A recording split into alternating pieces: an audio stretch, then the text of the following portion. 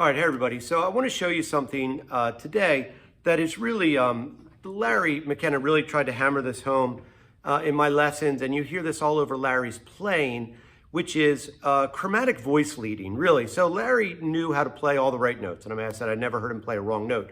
And a lot of it was because he was such a great arranger and knew all of these appropriate sounds, and then he would put all those sounds into his orchestrations, but then he would take it out of the orchestration and it would become part of his solo line.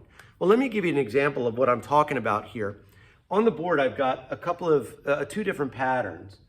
9, flat 9, 1, and then 13, flat 13, 5. Now, those sounds, if I played that sound over, let me just do a 3, 6, 2, 5. I'm in the key of B flat. So I'm going to do a D7. I'm going to make all of these dominant chords. So D7, G7, C7, F7. And I'm going to use 9, flat 9, 1 on each of these chords. So check out the voice leading.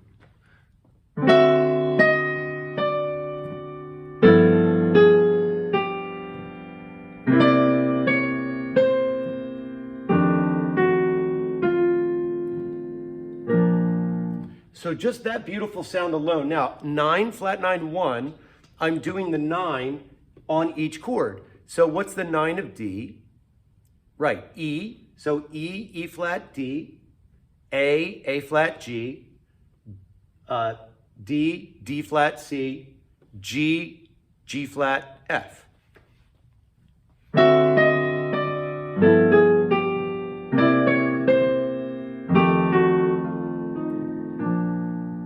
Now, what if I did the other one, 13, flat 13, 5? So what's a 13 also? The 13 is also the 6. So let's check this out. If I do it on the same progression,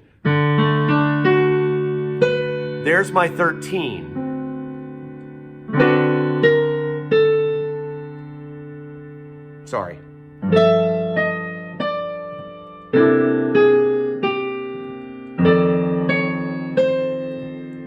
Do it again.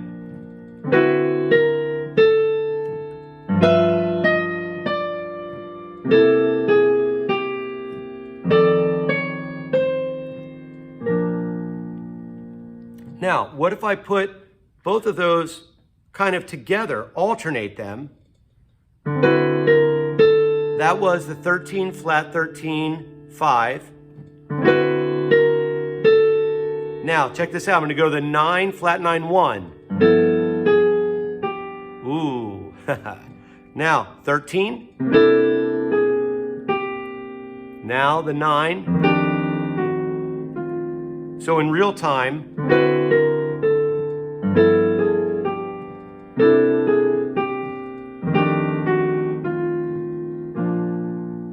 what if I alternate it the other way? Start on the 9. Sorry. Yeah, see, this is going to be interesting because the 9 and the 13, right, are going to be the same note depending on the chord.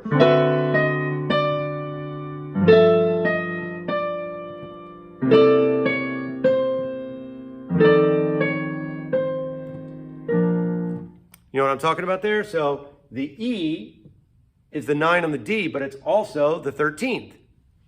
So, you know, you get your money's worth out of that one.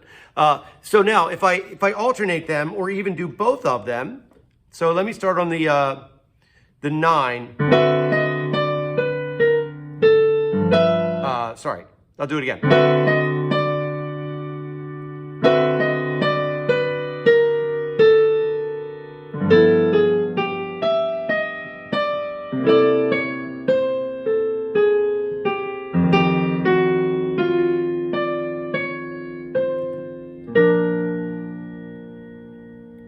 So these lines are absolutely wonderful chromatic lines. So if I was doing the tune, let me just give you an example now of how I could put it in my play and how I could practice it. If I was doing the tune Just in Time, which I think it's going to be a tune of the day next week. I love this tune. I don't get to play this enough. But again, this is one of Larry's. There's a recording online of Larry playing Just in Time with a dear friend of mine and just a world-class piano player, Josh Richmond. and they're playing a duo. Check it out. It's fantastic. But anyway, so this tune, Just in Time.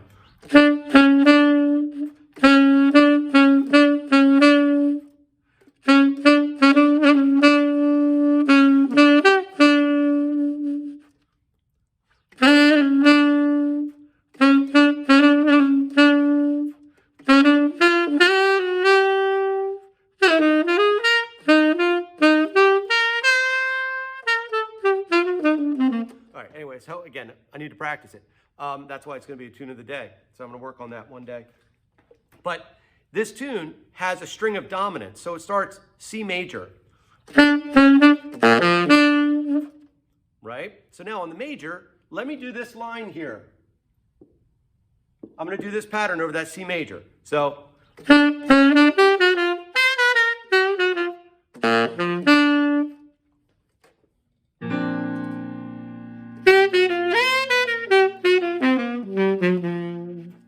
Now, next chord is going to be a E7 for the tenor. Now, what if I did this line, use these two ideas? So here's this E7.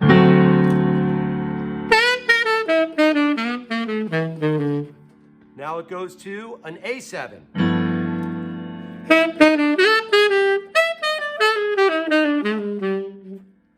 And then to a D7.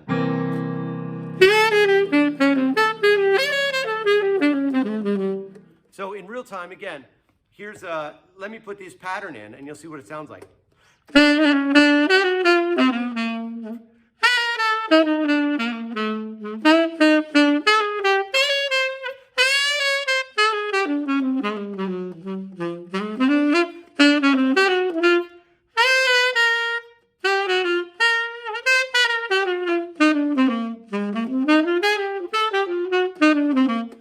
So anyway, sorry, that wasn't quite as smooth, but here it is one more time.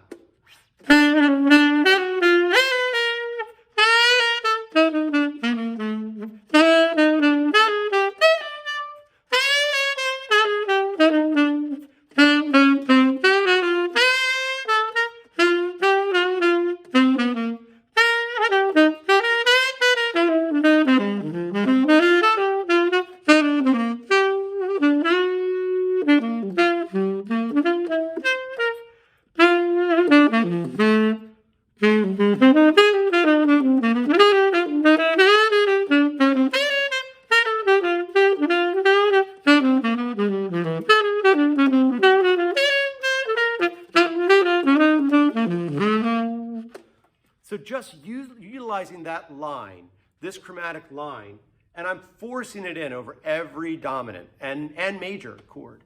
And obviously it's, you know, to varying degrees of success, but this is a way that you start to hear like arranging lines, like big band type lines.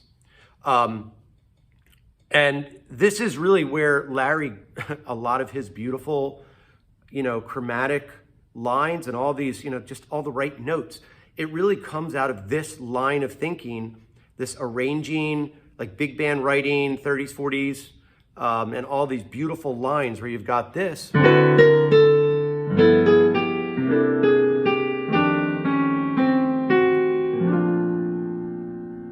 And it's awesome. So hopefully this line could help. You could practice this line over majors, major chords, and dominant chords. And it would be a great use of this chromatic line. All right, be well.